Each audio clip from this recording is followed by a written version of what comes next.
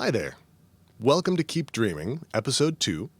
It's a podcast about dreams, the video game and creation engine for PlayStation, and the community that brings it to life. We're broadcasting live from twitch.tv/KeldBeyonds, and my guest today is Entropy-Tamed, a dreams creator, a prolific dreams creator, and a delightful personality. How are you doing today, Entropy? I'm doing great. Glad to be here. It's good to be in the flesh, so to speak, chatting with you live. Spent a lot of time in chat, so good to chat. Well, it's good to see your face and hear your voice. I know I've seen you on the Made in Dreams podcast. I've heard your voice before, seen you a little bit. And we've chatted a lot in text. But Yeah. How about we get started by asking you a little bit about yourself? Yeah. How have you always been a person who liked to make things, Entropy? And if so, what did you like to make before you started dreaming? Yeah, for sure. I'm definitely a creative type, I would say. Grew up with a lot of art, kind of in my repertoire. I was always drawing and painting and sculpting and tinkering with stuff. A lot of visual arts. Yeah, actually.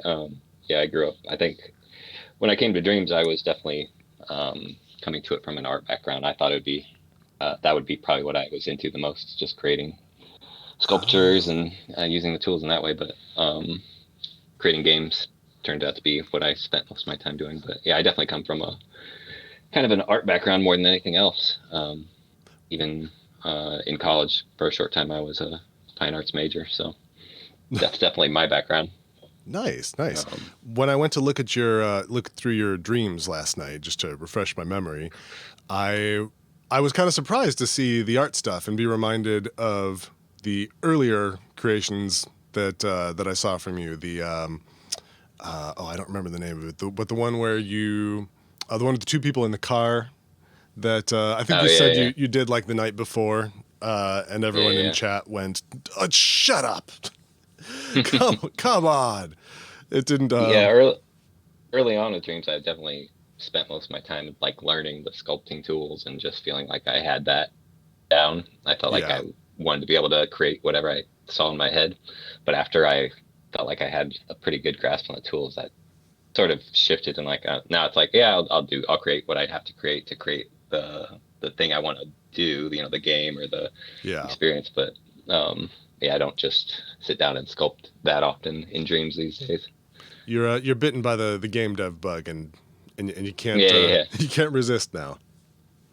Yeah, I mean, I also have a bit of background in software development. I'm not I wouldn't call myself a programmer, but I work in the software industry, and I'm technically a product manager for a software company. So I'm around development all the time, every day in my work life.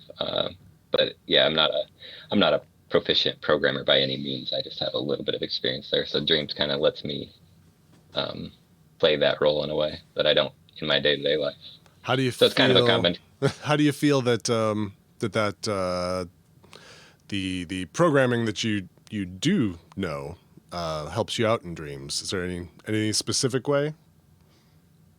I mean, I think any experience with kind of programming and logic helps. Like it's the similar thought process in Dreams or in a programming language. It's working out edge cases and working out flows of data in a way. I mean, in Dreams, it's not really so abstract. It's wires and connecting nodes and stuff. But all of the the thought that goes into the structure of how something works is sort of similar.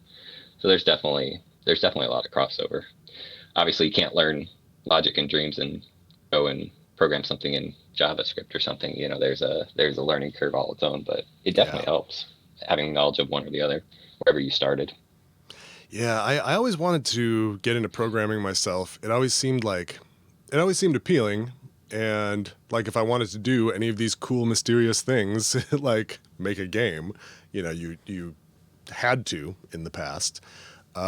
But Dreams logic really clicks for me. I'm a very visual person overall, and when I tried to learn coding in the past, it was too hard to visualize.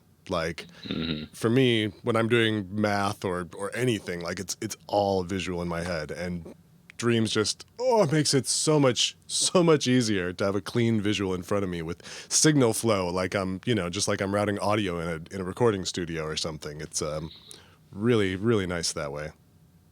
Yeah, the thing I like about Dreams versus programming is I think about how to get the problem done, like the whatever the function is that I'm trying to create, whatever game or ability or whatever, instead of in a programming language you spend so much time Googling on Stack Overflow, like, oh, what is this even, do I even have the right syntax? Is there another like function that does the same thing? And you don't really do that kind of stuff in Dreams, Yeah. not nearly as much. I mean, it's more experimental. You can like plop something in and see what it's giving you.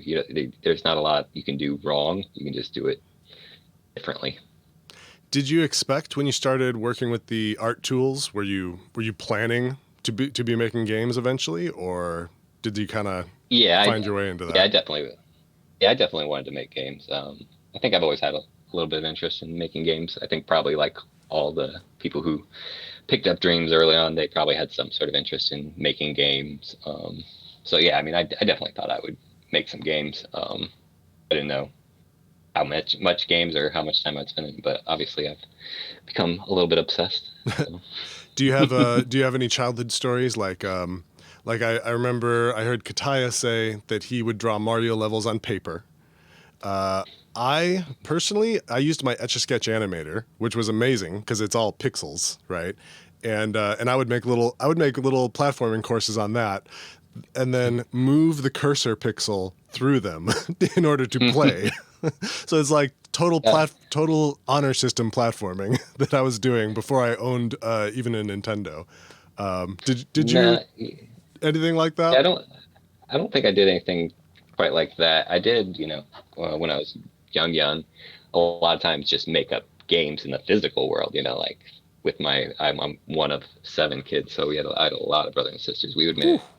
make up games between my siblings, like with a ball, and you got to stay within the shadows in the yard or something. I'd just make up rules for my own games. Yeah, So that, I guess, has a little bit of, genesis in my thought processes for sure. absolutely. Um, but I didn't, no paper cutouts or anything like that. I did dabble in creating games in like Flash or JavaScript in the browser, later in life, like in my high school years and stuff. Nice, nice. Was the first game you made in Dreams the Martians Love Cows I I think so. during I'm the trying to beta? remember. So that was probably, yeah. I mean, that's the first one I really remember making. And I knew nothing of what I was doing. Like about if I if I look back at that logic, it's like an insane person made it, just absolute spaghetti, and like Yeah. had no idea what I was doing, and things barely worked, and If all you kinds of jank. if you want to torture yourself, you could try adding a new feature to it. Well, That's so always that's fun. I did go back and like remake it, a few months ago. Did you do it from scratch? I Yeah, I just started over. I was like, Yeah, there's no yeah, way I'm messing. I was like, there's no way I'm messing with this. This is insane. I'll be done with making it from the start, in less time than I would be trying to figure out what I was even doing. yeah. There's Um, no universe in which that would be a time saver. yeah.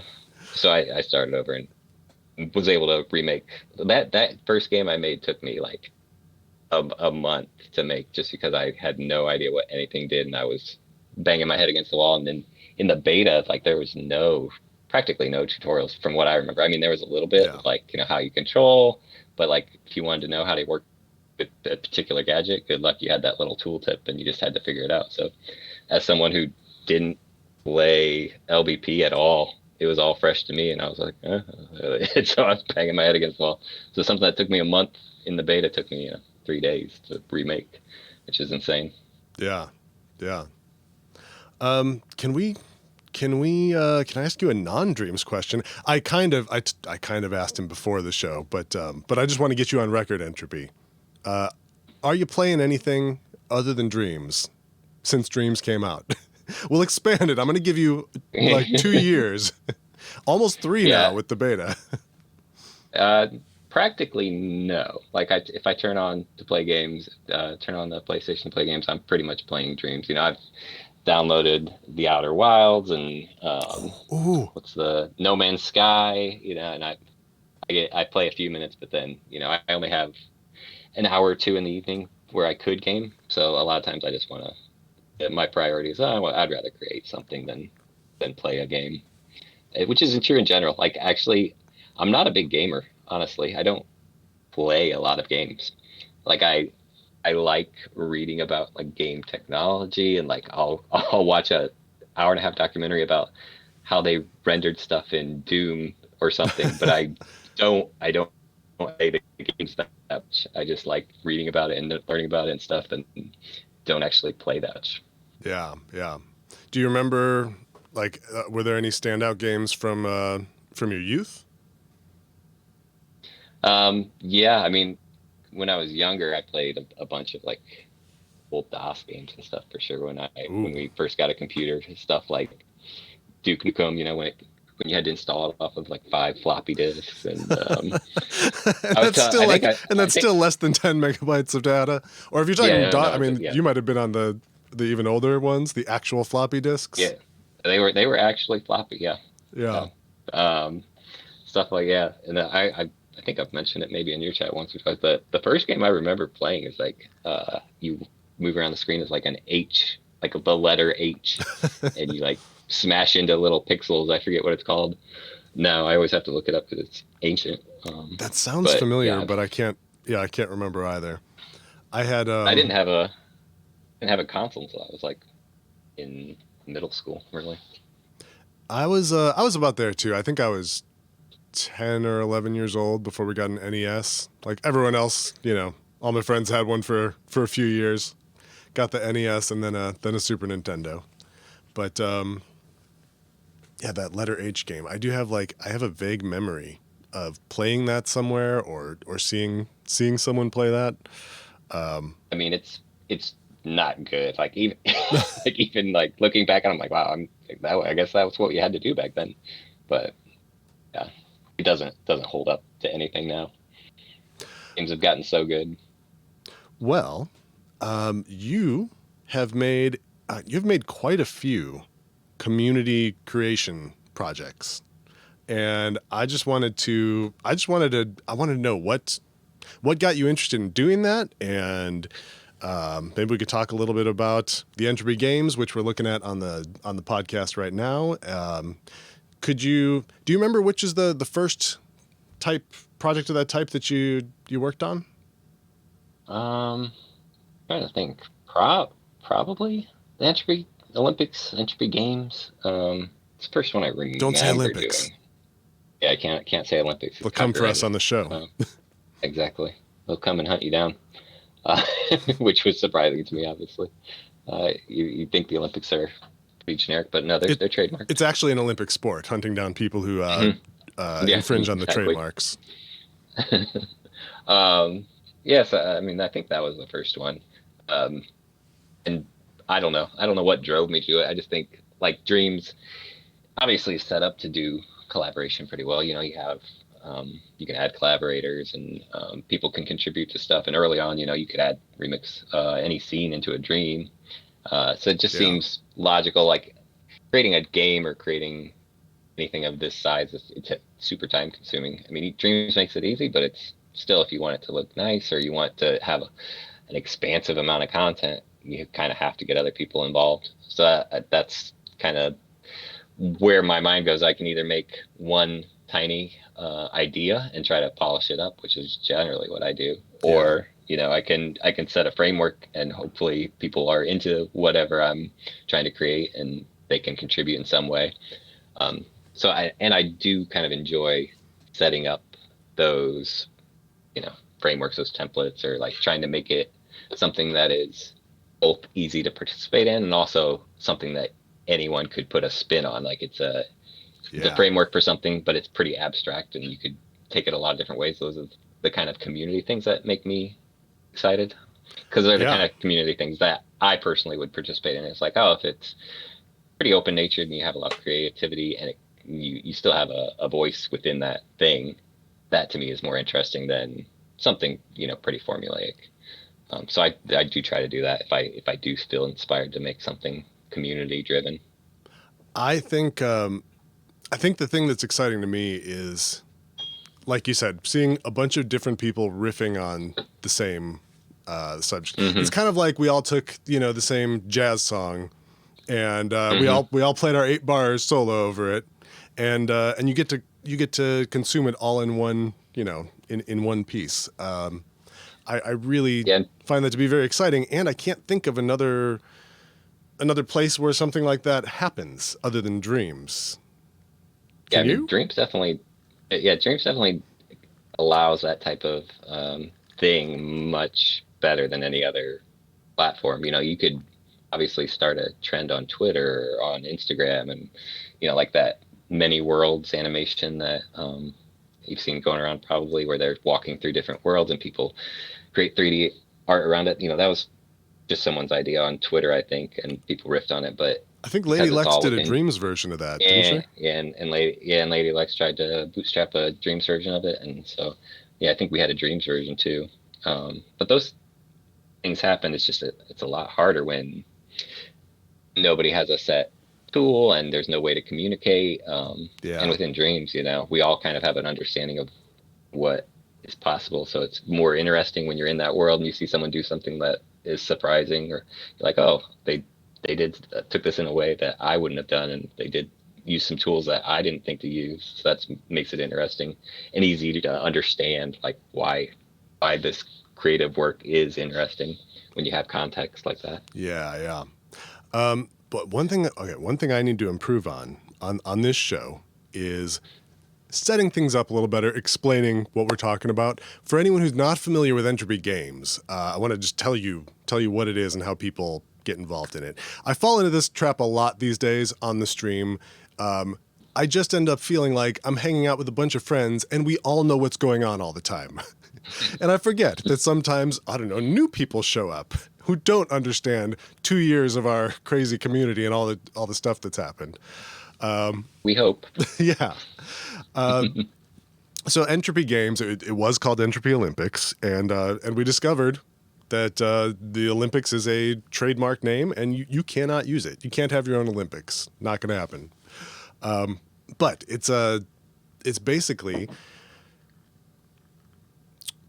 so if you, maybe I should let you explain what it is since you're the guest. Yeah. I think you'll do a better job. Well, the reason I thought it was interesting is because I'll preface it with it. I thought it would be more interesting than just a video you've seen 10 times before. If people are, it's specifically for Twitch stream was my idea, like something to put on while you're away or chatting. You throw it on the screen, and animations are great, but after you've seen them 100 times, there's their background. So I was hoping it's something a little bit interactive. So it's a game that kind of plays itself, and you just watch and root for a color. When I started it, I was secretly hoping there would eventually be some sort of Twitch integration with Dreams, just because I knew that it had happened with one of the LBPs. I think it was the third one. Yeah. So I thought it would be cool eventually to add that if they ever tackled that. But yeah, just something mildly interactive for Dream streamers to throw on and watch while they're doing other things within Dreams was the idea. A game that plays itself, basically. I have been around for a lot of chats in other people's streams with Entropy Games as the background, and I have played Entropy Games on many a break. I used to play cinematics from Dreams all the time. That got more difficult when they made some changes to how you can use other people's things. And so now I crutch on Entropy Games like at least half the time, and it's delightful. Like people in chat really enjoy seeing it. You've added even or people in the community have created new ones still, and it's, boy, how old is this project now? I mean, we're past a year, or Yeah, it must be a year plus now. Yeah, it's been around a while. Well, when I see something new, it really delights me. When I see something new nice. pop up after all this time. Yeah, my only regret with that is that I included this like sidebar on there. I was like, oh, it'd be nice if there was space for people to have, camera and whatever. But then I was like, it's just taking up space. Like people have already figured that out, with Yeah. what they're streaming. They don't generally think about it, so it just ends up being wasted space. That was my one regret with setting it up. Yeah. Well, we had a lot of fun. Mrs. Biones did her first game project that she's been involved in as an Entropy game submission called Bad Kitties, and it was a really good one to work on with someone else who is newer to Dreams. She basically created the environment, and so I got to help her out with that. Answer her questions. And I got to make the animations and the guts of the game, and we kind of worked together on, what do the kitties look like? But it's a very accessible thing to participate in. If you're listening and you want to make one of these, Entropy, you are still accepting submissions. Yep. Yeah. I've any ones I get added, I still add them in. Sure. Yeah. It's a really fun thing to participate in, and and you're helping us streamers entertain people on our breaks. I mean, I'm always happy to see a new one too, because it's variety when people are streaming. If they do happen to throw it on, it's nice to see a new one. What other? Let's see. Since Entropy Games, you've done Jump Yard. Yeah. Was a bit of a. I mean, that was more of a. It seems like afterthought. The community creation part, maybe. Yeah, I've done a few. Like, if I create a level and I think or a game and I think it's super easy to make a template out of it, something that would basically require no logic knowledge from someone if I templatized it. Yeah. Then a lot of times I'll try to make a template out of it now. So that was one where I was like, oh, well, they really only have to like make obstacles. If I made this simple enough, it should be a pretty easy ask if someone ever wanted to create a game. So I'll spend a little extra time after I've made a game and templatize it sometimes.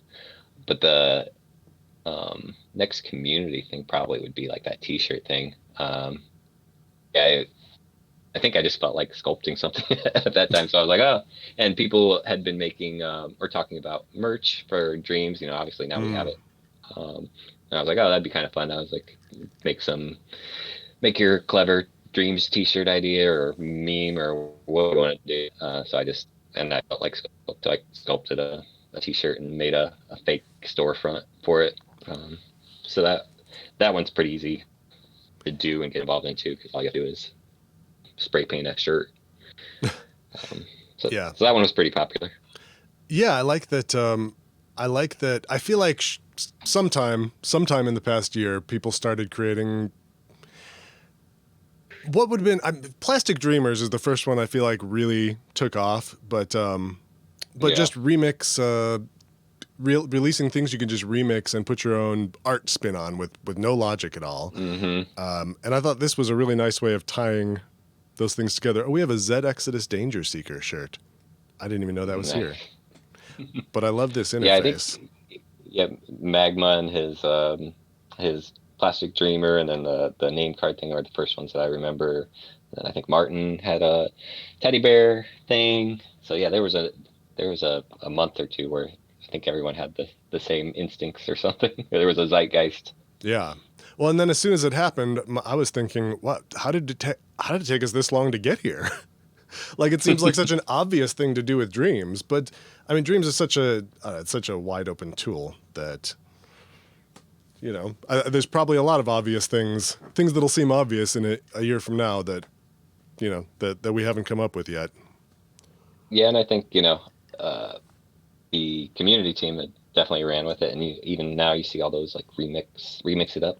I guess it's a playlist, Yeah. that All Star's doing. So yeah, I think it's a good idea, and I'm happy to see anything that encourages people to kind of get in there and create. So I think it's obviously I think it's fun. So I'm always happy to see other people doing stuff. So the newest one that you've done is Marble Multiverse. Is that right? Yeah. Yeah, I think so. Yeah, definitely. How's that been going? I thought it's been going good. The whole reason I did that one, I think, is just I like the marble games, in particular, I just think that the ball games have an inherent fun value that some games don't. Like just controlling a ball has a lot of inherent fun to it that is easy. Like if you can throw that in there and roll around as a ball, and most people kind of find that fun and playful to interact with. It's So I was intuitive. like, yeah, and they're pretty popular. So I thought it'd be fun to create a large like shared world that people could participate in pretty easily. So creating a template for that wasn't too hard, and it's a game that I selfishly would want to play. It's like a big collectathon involving marbles. So that's why I put that one together. I'm like, oh, it would be pretty easy to set this up so anyone could participate, and if enough people did it, that'd be a lot of content as far as one game, one dream.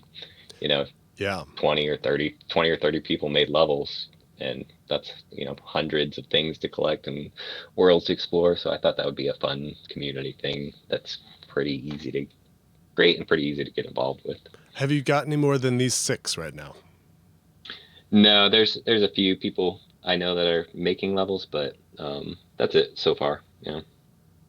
I got to say thank you to Duckonomics. I went through a portal and was instantly offered the option to invert my look stick. Thank you, Duckonomics. Yeah, I feel like the timing for any community event this summer. There's just been a lot going on in Dreams this summer. I feel like a lot of events aren't getting as much love as they might because there's so much to do. I feel a little overwhelmed by the amount of community creations there are to participate in at this point. Yeah, I mean, even me, I was like, oh, I'm not even going to do anything for this All Hallows thing. I don't know if I have time. So I slapped something together last night. But yeah, there's always a plethora of things you could do at any one given time. Have you done a Mega Penguin? I haven't done a Mega Penguin. I started one, but I don't know if I'll finish it or not. Like you said, there's so many things to do. Yeah. And I've got like 5 of my own projects that I've started that I'm like, I should do one of those. But I mean, I like the idea of Mega Penguin too, just similar to me creating community templates or, templates of game. I think it's cool. And I think that's one of the things Dreams is missing is like these big people come into Dreams that don't play Dreams and like, well, where's the real games? Point me to the real games. You know, like, they don't appreciate a 5-minute game. They want a 40-hour RPG. And I don't think we're going to have the 40-hour RPG anytime soon, but I think, some larger experiences would be good. So I appreciate the Mega Penguin effort, and I think it's fun. It's very a funny little waddly penguin. So I do want to do something, but don't call him little. He's tiny. If you put him next to the platforming puppet, he's like yay big. He's smaller than the platforming puppet? I think it's made from the platforming puppet. So it's probably about the same size. But he's such a beefcake. I wouldn't have guessed. Yeah, he's small but mighty, I guess. I don't know. He works out. He's overcompensating, probably. I gotta say, when I saw Mega Penguin and Marble Multiverse, both of them made me realize well, first I was jealous. Let's just get that out of the way. First I was jealous because I was like, these are such clean ideas, and I've been trying to come up with ways to create worlds and link them together with the community and blah blah.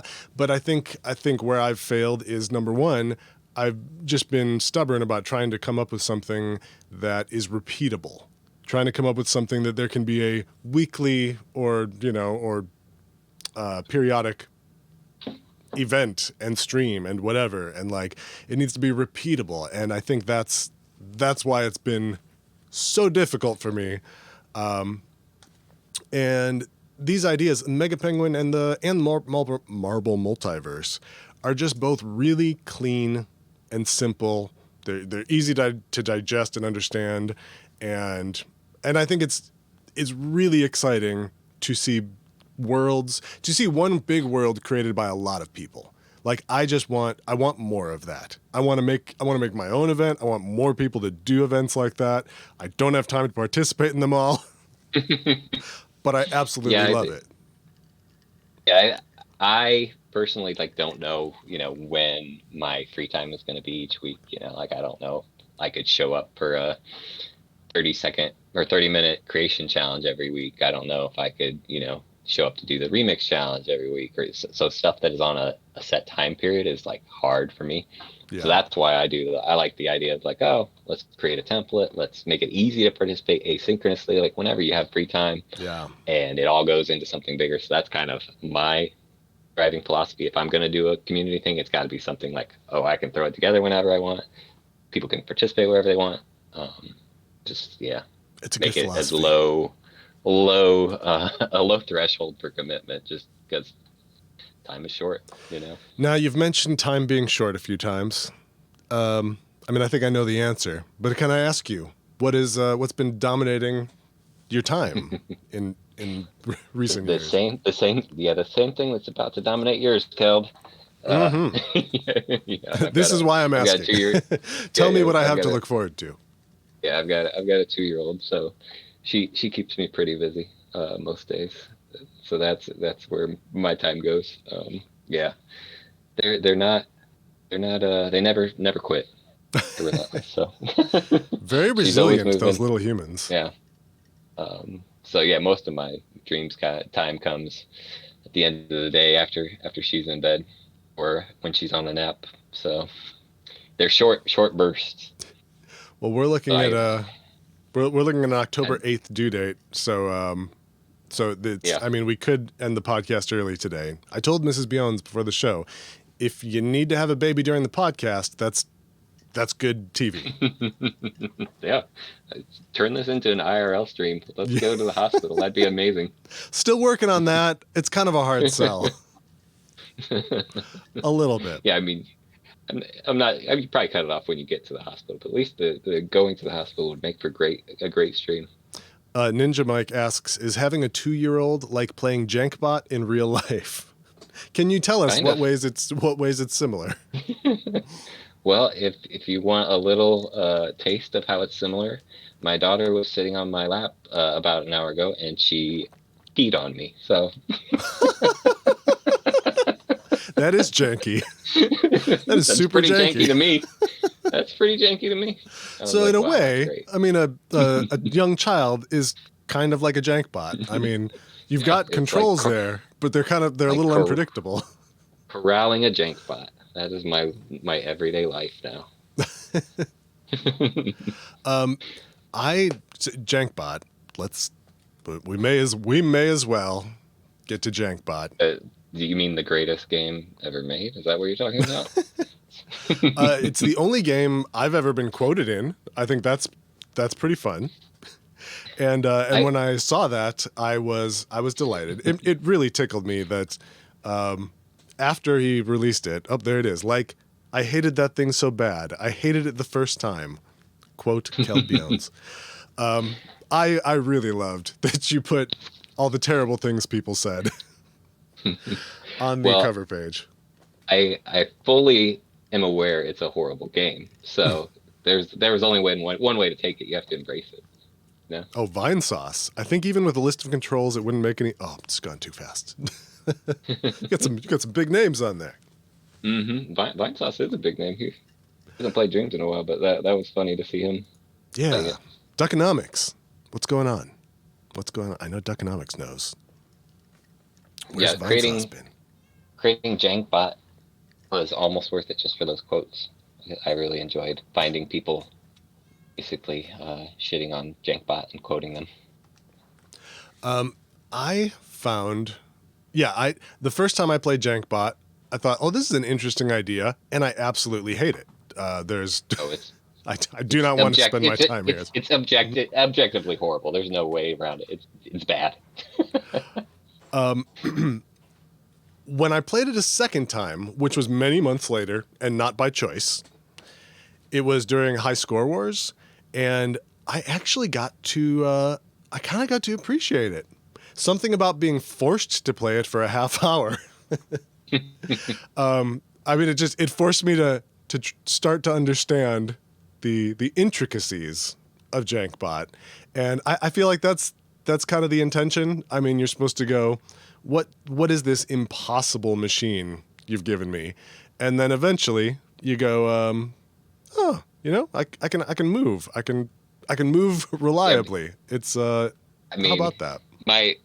My whole idea for Jankbot was just like, I want to make something that there's no right way to play it. Like, you just control, and like someone discovers a right way to play it. It didn't quite work out that way. I mean, there's only really one way to move the wobbly, janky little robot, but just to have something where you have very like analog control over the arms and stuff sounded hilarious to me.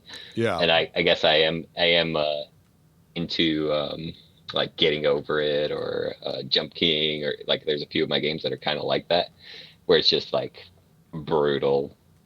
You know, like there's no forgiveness. Yeah. So I am definitely drawn to those games a little bit too. So there was that as well. I don't want to give you too much credit, but it kind of feels learning to control Jankbot kind of feels like learning to do anything difficult. It was satisfying in the same way as, I mean, I can remember the first time, you know, I decided to play clarinet. And the first time I picked up my own clarinet, and you try and get a note out of it, and that's all you're doing that night is just trying to get a nice note out of it. And then a few weeks later, you're like, oh, I can play Mary Had a Little Lamb. All right. Like, I felt like Jankbot, learning to tame the Jankbot was kind of a similar experience, and I appreciated that about it. Yeah, when I saw Og the Enigma got pretty good at it. And when I saw him playing it, I was like, oh my God, someone actually did it. Like, you know, you're creating this monstrosity where you have to control stuff with a stick. I'm like, no one's going to learn this. This is stupid. And then just see someone actually get good at it, I'm like, wow, that is insane. Like, it's a very satisfying thing to see someone become really good at something that, you know, is just obscenely difficult. Mm-hmm. On the Distance One Life scoreboard, Og is at the top of the board with 82, and you are in the second place with half as many points. Mm-hmm. Yeah, he got like through everything I put in that course. I gave up adding more to it after a while because he was getting through it all. Whoa, I'm number 9 on this scoreboard. I didn't expect to be in the top 10. How quick does this come down to zero? All right, you know what? It's a podcast. I shouldn't spend too much time looking at the scoreboard. Probably real quick. Well, you made a follow-up, Jankbot 2021. What drove you to bring another Jankbot into the world? Cruelty. I don't know. I'm avoiding asking the tough question, Entropy, which is, why do you hate fun? Why do you enjoy suffering of others? Yeah, I do really truly enjoy watching someone go from like, this is impossible and stupid, to, oh my God, you can actually kind of play this, to, I'm amazing at this stupid game and I can crush it now. Like, seeing that progression is a lot of fun. Like stuff like one button speedrun is the same deal. Like, you play it one time and you're like, no, that's stupid. It's never going to work. So what drove me to make a second one? I don't know. The first one was bad. Like, I look back on it, I'm like, oh, this is horrible. I could make it at least more fun. So I wanted to make another version of it. The second version is more fun, I think, and better. It's still janky and horrible and hard to control. But I wanted to make something that was a little bit more mobile than that first one. That first one is just like, you're a urchin scooting along the ground, you know, ready to die at any moment. So I thought it'd be fun to make the same idea, but, you know, something a little bit more fast paced. So I gave him a hover and let him fly around a little bit. So that did end up making it more fun. But it, you know, definitely retains that jank, for sure. I've played it already, and now coming back to it, I am completely clueless. I played this. Was this on High Score Wars? Yeah, it might have been on High Score Wars. I feel like I played it for an extended period of time, and I can only assume that was not my own choice. Watching anybody play that game, I'm just like, oh, I feel bad for you. This is not going to go well. It is entertaining. Like, watching someone else struggle with this is fun in a way that other games. Like if I watch someone play Pogo in Dreams, misery. Like I'm experiencing as much suffering as they are. But watching someone suffer in Jankbot really is entertaining. Luckily, they don't usually suffer very long. They just quit after 30 seconds. That's enough. That's enough self-imposed suffering for most people, I guess. Yeah. I mean, I guess it speaks to something about me though, because I don't care if that much if it's gonna be super popular with people. I only want to make the games I want to make. So if it's horribly painful and only 10 people will actually enjoy it, I guess that's what it is. Like I'm just making the thing that I want to make at that given time. So if I want to make Jankbot that destroys everyone's will to live, that's what I got to do, I guess. Well, is there, let's see. That's most of the things about your games that I had written down. Do you want to get into some dream stuff? Yeah, absolutely. So some dreams topics. Dreams gossip. Dreams news. Well, we've got. Oh, you know what? I would love to talk about Twitch and dreams. I know you've got some thoughts on that. Yeah.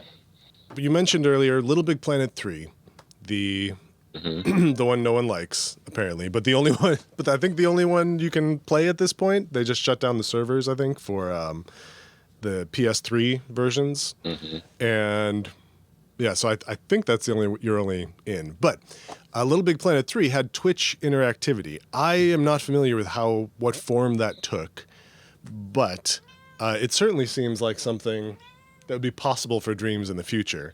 And seeing stuff like Marbles on stream and and seeing the Entropy games, I mean, I would love the Entropy games. You have six teams, 6 colors, right? And they place 1 through 3, and then sometimes 4 through 6 at the end of each round. And I would love to see people to be able to bet channel points on Entropy games. Like I'm putting 10,000 boops on green this time. Like someone makes a big bet in chat, that gets really interesting for everyone who's watching.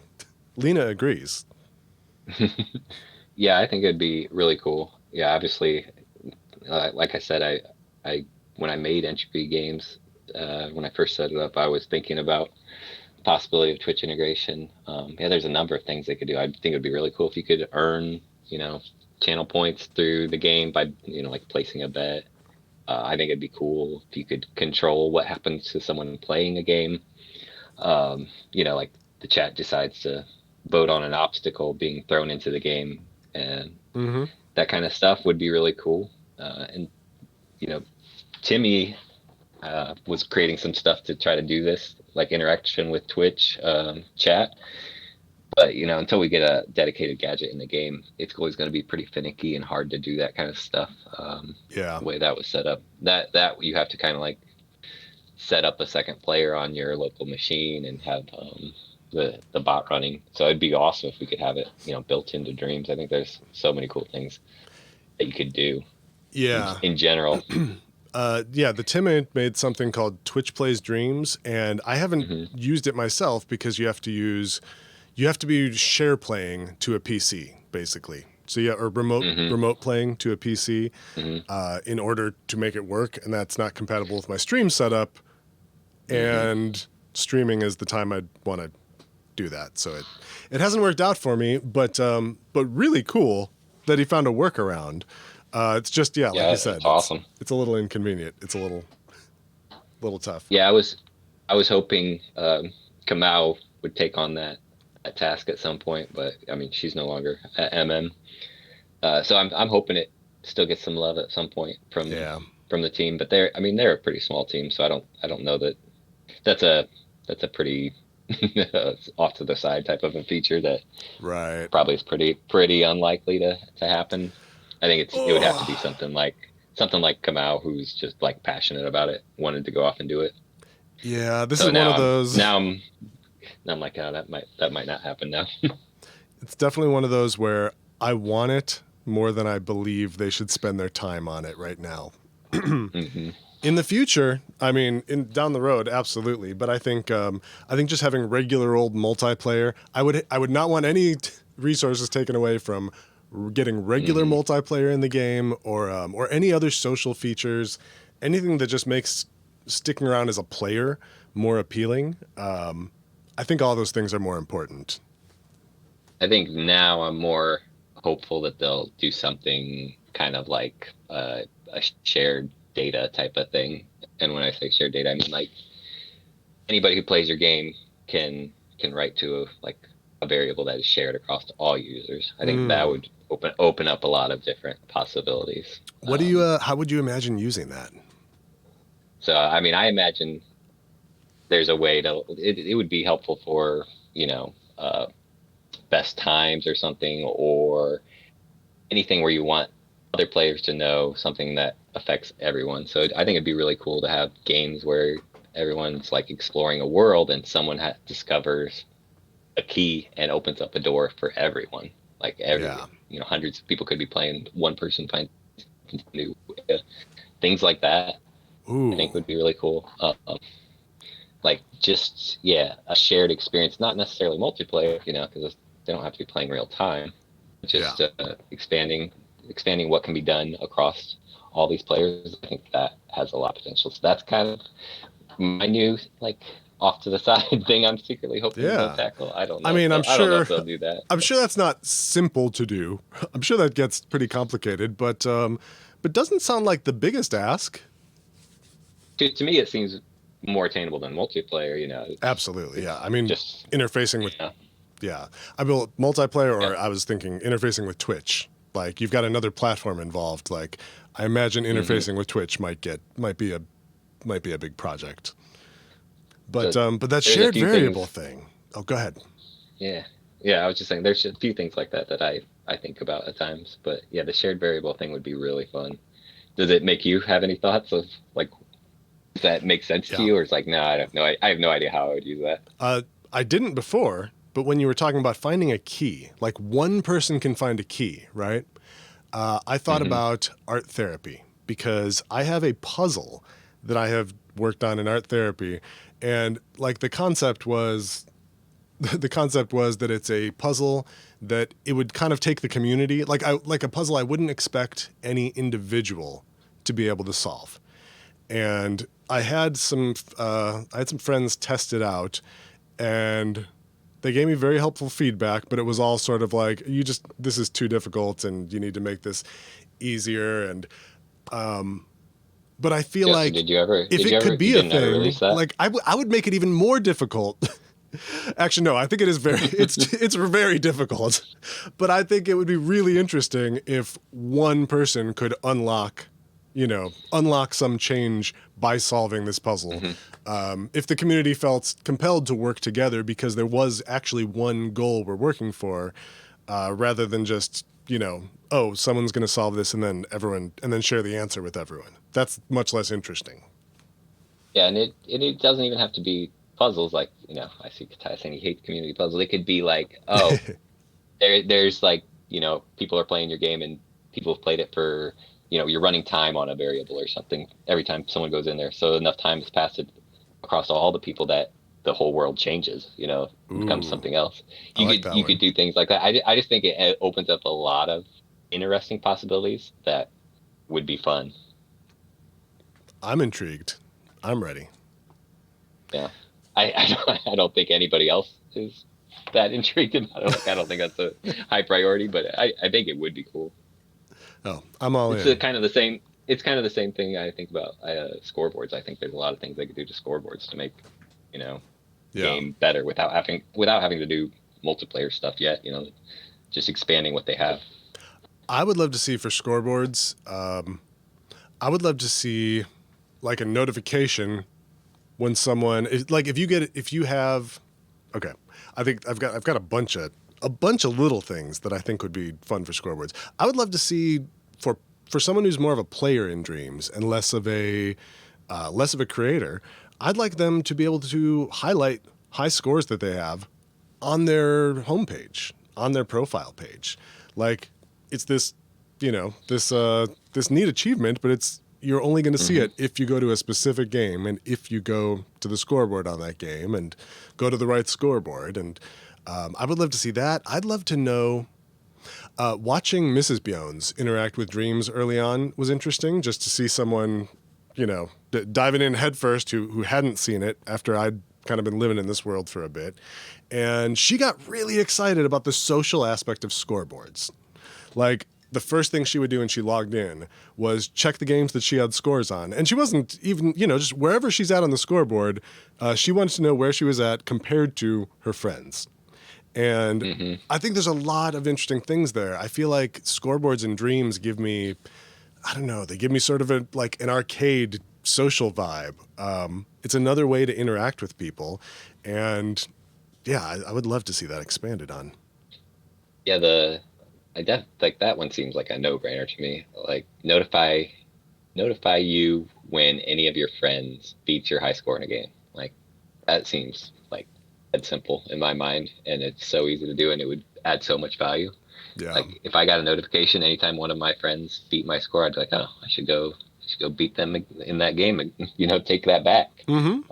There are definitely games in Dreams that I would rush back to when I got a notification that my score got beat. Like there are games that, and it doesn't matter if they're popular or not, or when you work at it and you get your name up there on the scoreboard, like it feels good, and you want to defend your territory.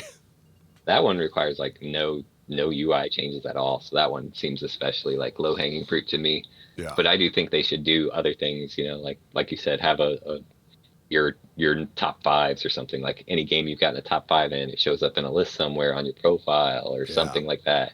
Like the high score. These are things I've said on Twitter, but like high score wars, I think they should do that in the game. They should have a time period where anybody can choose the high score of the week game and play it. And if you get, in the top whatever, you get a little badge or something for playing during that time period. Yeah. That doesn't have anything to do with multiplayer. They don't have to see what other people are doing in real time necessarily. Just like you played the game in the time window and your score was this. Give somebody, a warm, fuzzy feeling for that.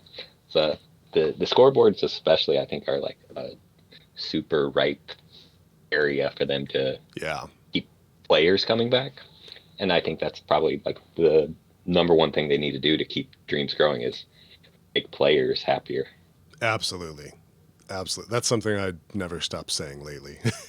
It's like I want, like they're doing amazing things with dream shaping. The Trello updates that we're going to get into are very exciting, and but I think we haven't heard much about what they're going to do on the player side. I'm sure they got plans and they are in progress. I'm confident of that. But I'm looking forward to hearing what they are, because I feel like that's what I really want. Dream shaping changes are fabulous, and I'm glad that that's just being actively supported in an ongoing way. But I feel like they've been working towards a larger update of the dream surfing side for a while. That's been my guess. Yeah, I've heard you talk about it. Yeah, I would hope so. Like I think there's a lot of things they can do to make that experience better. The create update, I think, obviously is super exciting for me just because I create all the time. So I'm selfishly like super jazzed about it. Anytime a new gadget shows up on their Trello or they talk about some new feature, I'm way excited about it. But as far as the whole game goes, I know that they need more players, and more players is better because you get more people interacting with your games as a creator too. So like that I think is the priority. But I'm still selfishly super excited about those great updates for sure. I agree completely. I mean, Roblox is one of I think it's the second highest grossing game of last year or maybe this year. So it's making a ridiculous amount of money. It's making an obscene amount of money. Like they're printing money over there. Have you seen the things people are playing in Roblox, Entropy? Are you familiar at all? Yes. So I mean, nieces and I guess just my nieces, they play Roblox all the time. So I've been exposed to it for years. Like they are obsessed with it, and I think there's like a demographic of 10 to 14 that is just, they are obsessed with Roblox. Roblox, you have no idea how popular Roblox is until you meet a kid in that age range and you're like, oh, this is it. They love it. Yeah. But yeah, they are printing money over there. And I've seen the games that are created in there, and I'm like, well, Dreams could do way more. That it's way more powerful. Yes. So part of me is like, how do you take some of what Roblox is doing Mm-hmm. and get that into Dreams to get, that kind of stickiness, that kind of popularity, without doing some of the more negative things they're doing around monetization, obviously. Yeah. Some poor practices there for sure. Yeah, definitely. I mean, smells a little like child labor. Mm-hmm. A little bit. But I agree. Like I've just watching some stuff recently and going, I see why this is fun. Like I get the appeal there was nothing like that. There was no multiplayer gaming when I was the age of most of those kids. But when I was, 20, 22, when did Halo 2 come out? When Halo 2 came out, I would spend an entire evening just throwing explosives into a big rotating fan with my friends because it was fun. And I'm like, that seems like the exact same kind of fun these kids are having. What is the point of this game that I'm watching them play? I don't know, and I don't think it matters because they're having a good time. I mean, the thing they have, MC's kind of absolutely right. Like they have multiplayer. Like any kind of multiplayer makes it so much more interactive. I mean, a kid in a sandbox by himself is fine, but you're just, you're creating a castle for yourself. If you have multiple people in there, like Dreams is a sandbox game, everything is kind of inherently fun when you're chucking stuff across the room with other people. Like it doesn't have to be complex or, super polished even, janky is kind of fun, and it's just amplified when you have multiple people in there. I do hope the Dreams gets more than like 4 players. Like that's one thing that I'm kind of like a little worried about. It's like Roblox, you can have 10s, 20s, 10, 20, 30 people. I don't know how many you can have in there, but definitely more than 4. And that's one thing that does worry me about the Dreams multiplayer. I hope that we have secretly, I hope we have, you can have 100 people playing the same game, but I don't think that's likely. I keep saying I'm hoping for 8 because I'm afraid to say what I really would want out loud. Like 8 is, I feel like multiplayer, if we get 4-player multiplayer, sure, there'll be amazing things that happen. It would be great, but I feel like it's gonna feel insubstantial. I feel like it's going to feel like a side thing. The thing that, Roblox has, that Minecraft has, they're large shared worlds. You can hop onto a server and you can run into 20 people walking around, and that is probably not going to happen in Dreams. I wish it would. That's part of why I wish we had more shared data, more shared experience. I wish you could have like 100 people log onto a shared created dream. I wish you could have a world like Minecraft where everyone could be building onto it and 100 people could jump into it and explore it at a time. I wish we had those things. Yeah. I want to go to Dreamscom with multiplayer and bump into people. Oh, yeah, for sure. It'd be amazing to have Dreamscom and just like, there's 50 people walking around the showroom floor at the same time as you. Yeah, yeah. That would be so fun. I feel like... they haven't indicated. Multiplayer has been labeled as research and development in Dreams for some time. So they're sending the message that it's not coming soon. Yeah. I think the only reason it's still there is because they didn't want to just yank it off that board.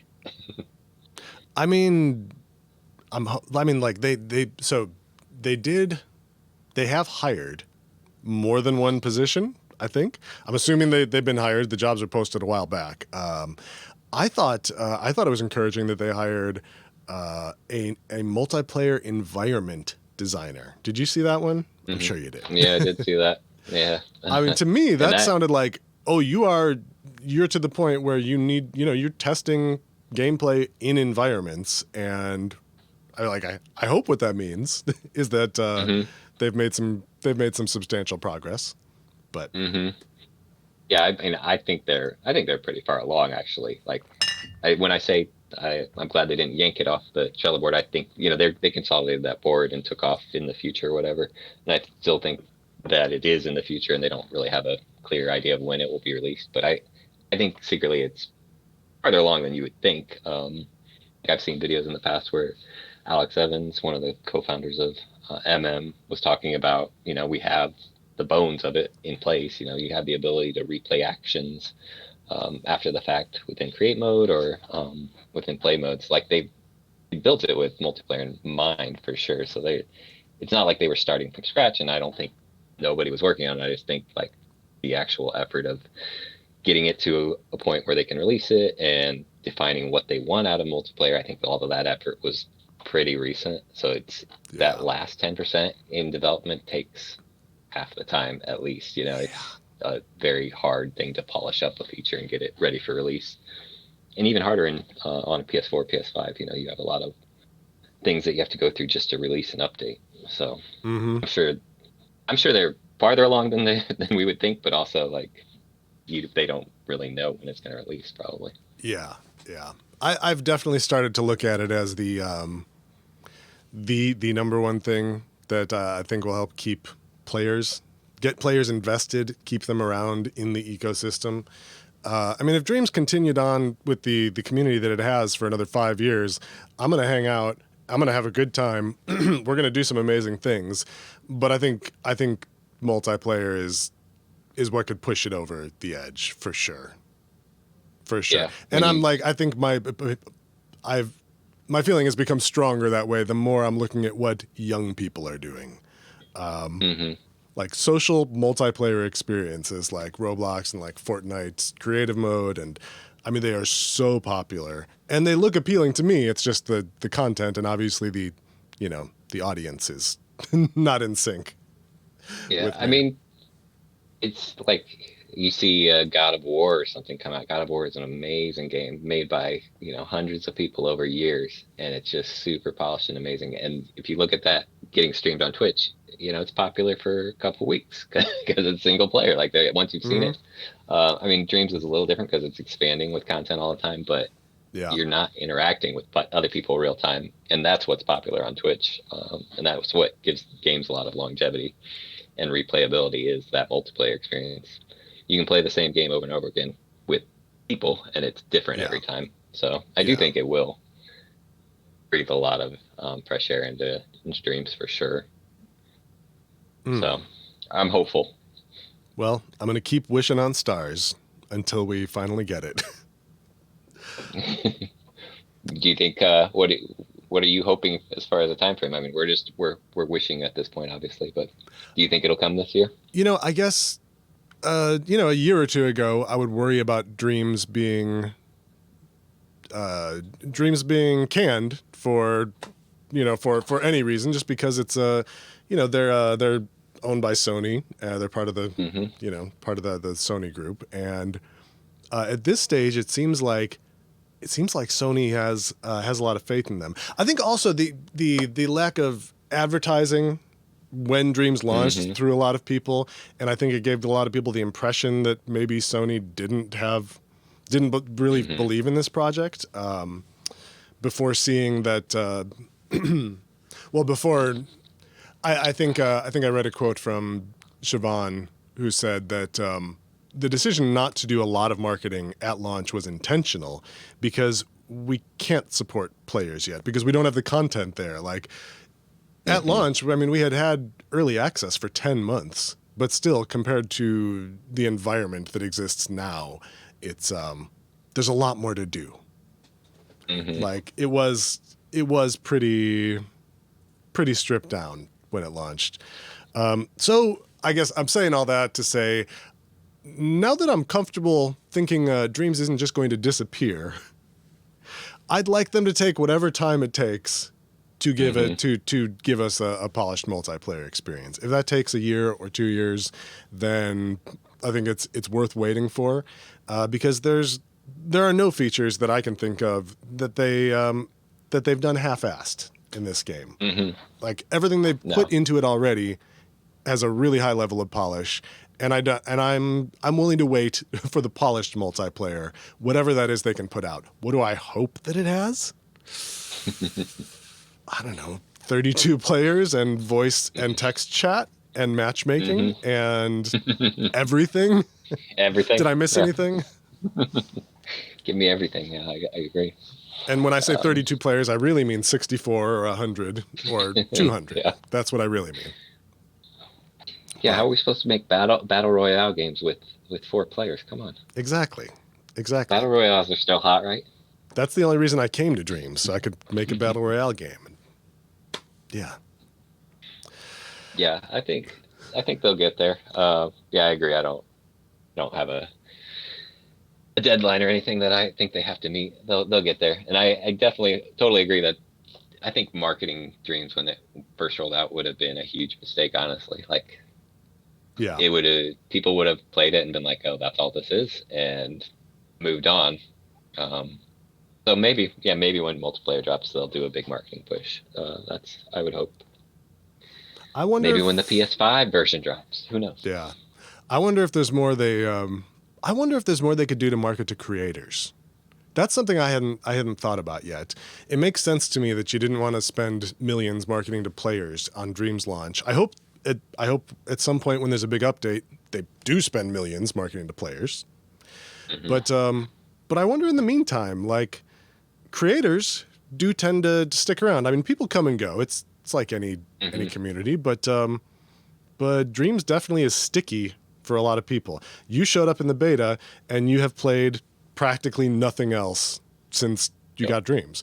I have to get myself to play other games. Like, I have to really think about it and tell myself, oh, you're gonna do something else. Like, the amount of Hades I've played the past few weeks is, I think it's the first time I've set Dreams down for any period of time. Over 2 years into this adventure, and I don't know where I was going from there. Yeah, I mean, it's hard for me to pull myself away from Dreams, and because of what I said, basically, I'm not really a gamer, honestly. Before I had my PS4, my last console was a Nintendo 64. Yeah, most of my time is doing creative things prior to Dreams. So I would, create stuff in Photoshop or Illustrator, After Effects, or Blender. So there wasn't a lot of gaming, and I still don't play much games even within Dreams games. Like, the number of Dreams I play is super small. Yeah. You mentioned something when we were chatting about topics for the show. You mentioned something about the meta game, and I wonder if this is something I've heard about but not referred to that way, or. Well, I just mentioned they have it listed as a role. I don't know if it's still up there, but at one point they had a role for meta game developer programmer, and that to me was a little exciting. Because that's talking kind of about how they plan on monetizing Dreams to me. Like, and I don't mean monetizing as in giving money to players. I mean how they make revenue going forward. If Dreams is sold for $15 or $20 and you get it for 10 years, 20 years, they talked about a 10-year plan. Yeah. That's not really a sustainable model for software. So they have to be thinking about, how do we get more money over those 10, 20 years? So the metagame, I don't know what it is, like, that could mean a lot of things, but metagame to me means how you have another layer on top of Dreams, like the scoreboards. That could be considered part of the metagame. You earn badges or something for being a good player. You have ways to customize your profile. If you spend enough time or possibly money, spend money in Dreams to be able to have more customization options. Stuff like that is within the meta game. From my mind, that's the layer above playing or creating Dreams themselves. This is the kind of the social layer on top of everything. So that to me is very interesting. I'm curious where they'll go, or where they think they could sprinkle in that that meta game, and that would help, possibly retain players, like the scoreboard thing. I think Yeah. I would call that part of the meta. That would help retain players and also maybe give them opportunities to sprinkle in other purchases for people who are, super into Dreams and want to support it or want to have something that they offer.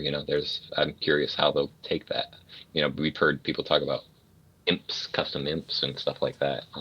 And I think that's a decent idea, but I think they probably have larger aspirations than just that. Because the imp that's nice, but I don't think that's super compelling. Yeah. Not a great way to bank on people spending money within your game. I think they probably have more clever ideas. I don't know what those ideas are, but I'm sure they have a more expansive view than just like, let's sell Yeah. God of War imps. I mean, I guess I wouldn't mind, I wouldn't mind imps in the store, but it's definitely not going to sustain a platform. Also, it's the only thing in the game right now that you can reward players of Dreams with. Like, I don't think there's anything else. Like, there's imp quests, and you get imps, and I like that system. I like that. I like that once you've unlocked an imp, you might see features from that imp mixed with other imps, and I think that's all very fun. But yeah, the imp store, I don't know, whatever. I'm I wonder good. if they'll do something with like home spaces. Home spaces haven't gotten any love really. No, I get the impression, like me, that other people don't use them ever, think about them ever. Yeah. I wonder if those will get some love. I wonder if a lot of these things, like you said, are going to be tied together. If they're working on multiplayer right now, it would make sense to work on a home space as a way to like meet up with your friends before you start playing a Dream. And if that's a place you meet up, does that mean you have some options to customize that space in a different way that tie into the metagame? So like, there's a lot of things could end up being tied together, and that could be part of the reason why we're getting smaller updates over the last year. So I do wonder if there's some truth to that, and maybe there is a Uber update or two that teams are working on within MM. I got a little goosebumpy when you mentioned multiplayer and home spaces together, because I don't recall, like there's a nugget of information floating around in my head that I don't have a source for, but I feel like at some point probably someone on a stream said it, or I don't even know what. Where did they talk about linking people's home spaces together? I feel like that's something that's been discussed. I don't think it's been on the Trello, but I remember something about like actually being able to link to other people's home spaces from yours. Does anyone remember Yeah, this? they've talked about linking to your creations. They have that magic doors thing, and then on some stream they definitely mentioned like home space will act as your waiting room, kind of as if you wanted to form up a party. I think that's kind of how it worked in LVP. You would go into the pod maybe, Oh, kind of meet up with whatever players you're going to play with, and then you go find a Dream to play together. So it may work like that. So in my mind I've always assumed the home space is there for when multiplayer comes, and that's why it's useless now, and they don't ever talk about it or do anything with it. Interesting. But it's always been tied together in my mind. Like, oh, when they do multiplayer, that'll probably get some love. Yeah. I feel like I always looked at it as like when I first saw it, I thought, oh, that's a great idea because it gives someone a way to create without using the slightly more intimidating tool set of dream shaping. And I thought that was the whole point. But it's when you talk about meeting up to get a multiplayer party together and go do stuff in your home space, suddenly I feel self-conscious about my home space. And I want to make it look nice. Like I'm gonna have guests over. When multiplayer drops, I've always envisioned it being like a tiny version of PlayStation Home or something. You decorate it, you make some nice spaces, and you can chill out in there. And it might even be like a little chat room for you and your friends, so to speak.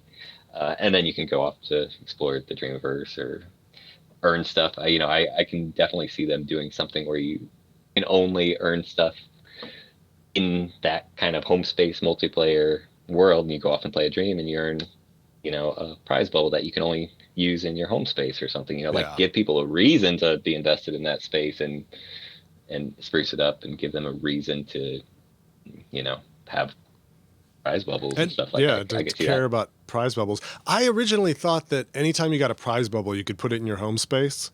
And to me, that was way more exciting than the reality, which is only the prize bubbles, right?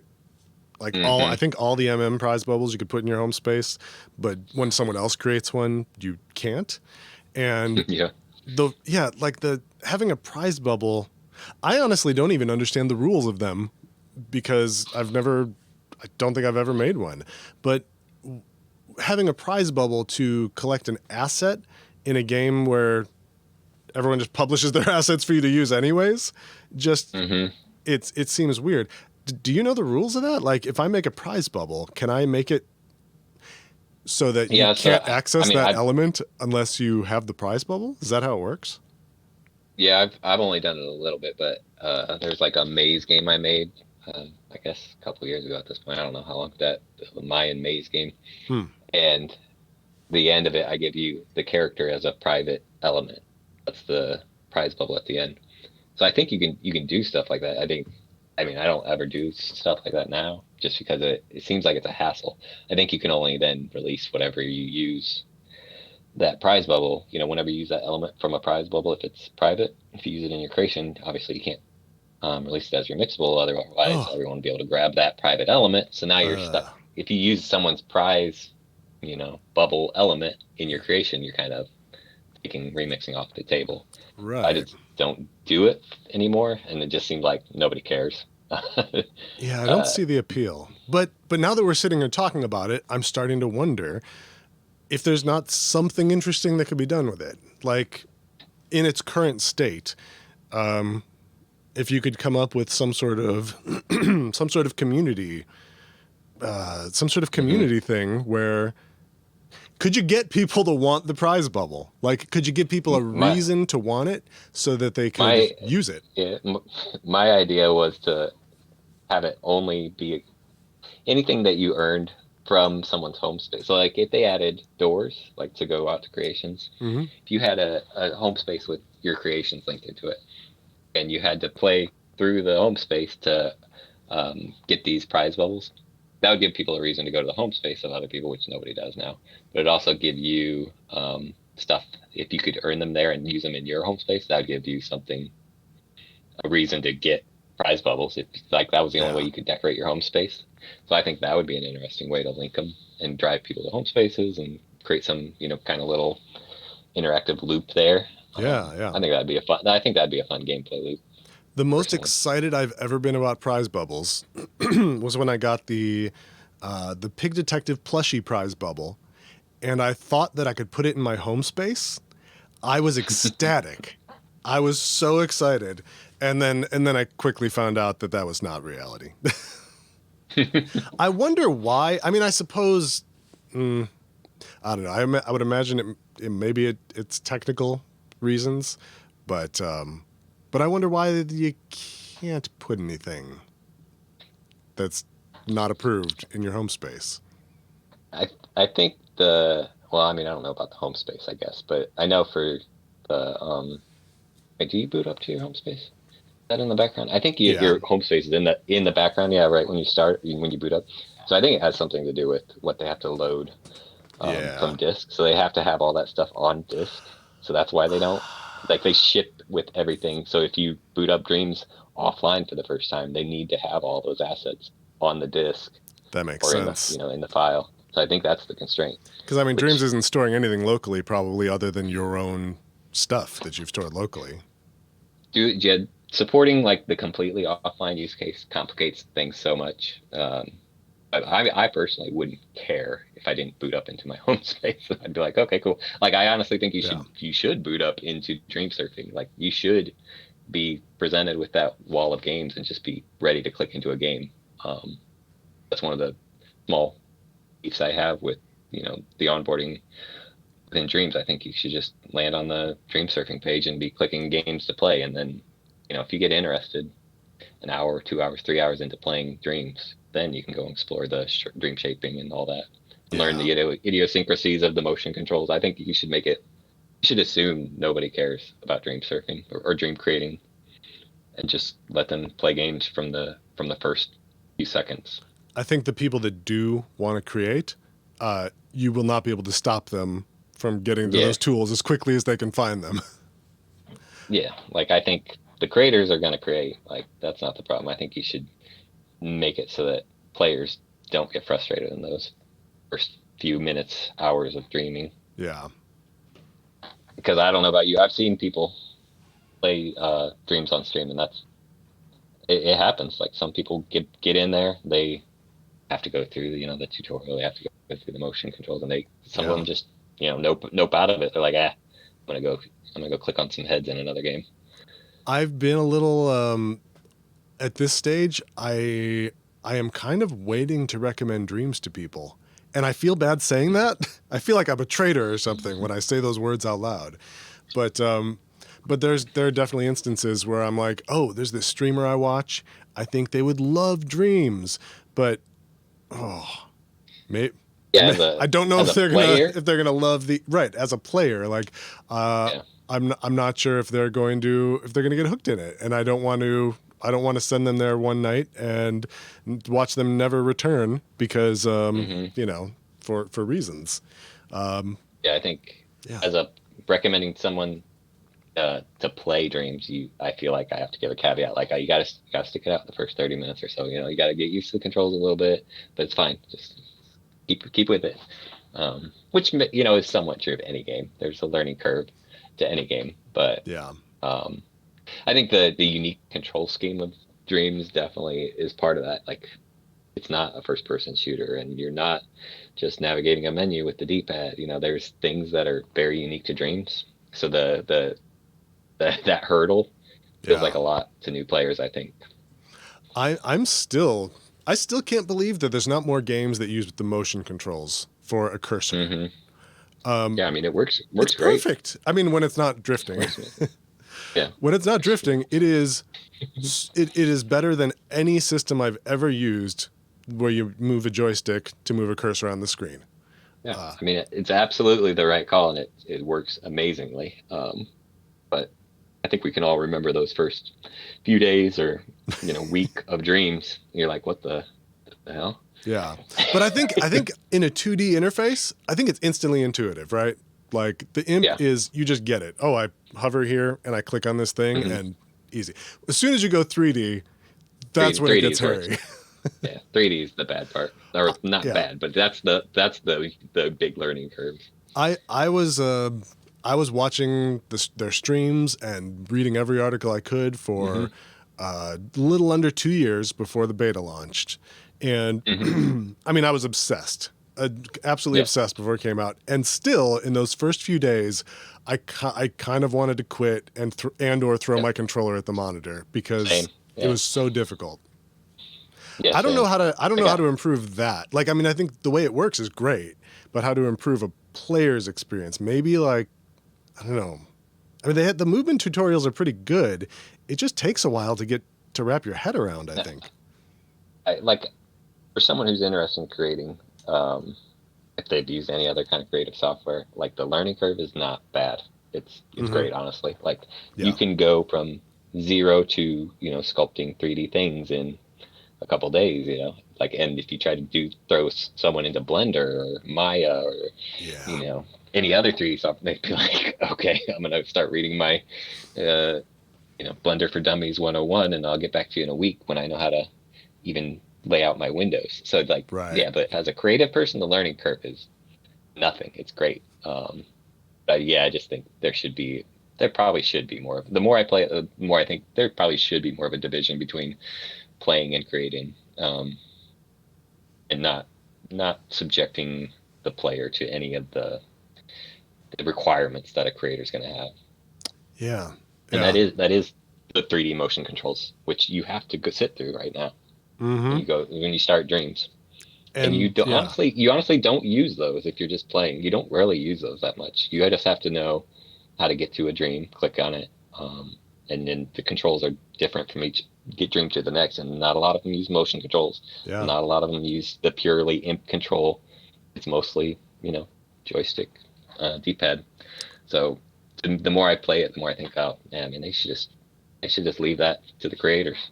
Absolutely. Even the ones that do use imps and have you grab and move things, I don't think I've ever seen it implemented in a game in Dreams the way it is in the tutorial. I don't think I've ever seen a game where you had to have that level of imp control. And I've had the same experience as you. I've watched countless people go through that tutorial, and it's hard. It's a really difficult tutorial, and I think it leaves people feeling like, oh man, like how, am I going to be able to do this? This is like, oh Well, and when people buy Dreams to play, they're thinking like, oh, this will be fun. I can boot this up and start playing a bunch of little experiences real quick, and it'll be a fun variety. And then they get stuck. They get stuck in that yeah. onboarding part, and they're like, you know how it is if you're streaming or in a public setting. You're like every second that you're doing something that feels boring feels like 5 minutes. So Yeah. you're like, oh, I gotta. They just melt. And there's so much appeal in Dreams to people who aren't necessarily hardcore gamers. Like there's so many different experiences that I feel like just I feel like we alienate them a little bit with that intro for sure. And I get it. Like the ethos of Media Molecule and Dreams is play, create, share. They want to blur those lines. They want you to be playing and be like, oh, I already know how to navigate in this 3D environment. I could totally copy that thing over here and tweak it, that little bit and make my own thing. So that's what they're going for, and they're largely successful. But yeah, I just want less barriers, even if they're small. I want less barriers for those players. Agreed. I want to go back to that metagame thing earlier. I checked their job board, and I don't see if it said metagame in the title of the job. It's not there. It did say like metagame programmer or something. So they might have filled it. I mean, I would hope they had filled it. It was a few months ago now. Well, you had mentioned you were speculating about how that might work into a revenue stream, and I'm curious. I'm curious in what, I guess just in general, I'm curious if you have any thoughts on how you would like to see money get involved in Dreams. Well, I think there's two different money things. How does Media Molecule keep making money for the next 10 years? And then the other thing that the community seems to be more obsessed with is how do I as a creator make money? Let's talk about the Media Molecule one, because the other one is a big topic. We can go there if people want, but that's a big topic. But how does Media Molecule make money is an interesting question, because I haven't heard it discussed a ton. And in the industry as a whole, I think the gaming industry has kind of come to the consensus like, oh, skins and cosmetics and stuff that doesn't affect your access to the game is totally cool to monetize, and I agree with that. Like, but you shouldn't gate functionality behind paywalls as much as possible. Obviously, there's expansion packs or stuff like that. But those tend to be more for single player games where you're creating like a whole new campaign, and it is kind of like another leg of a story. Within Dreams, I don't think that kind of model makes much sense. That it sounds like they've done. Like I said, I didn't actually play LVP, but I think they've done like water updates where you pay to maybe use water. I'm not entirely sure if that's how it worked or if everyone got it. But there may be some precedent for selling functionality.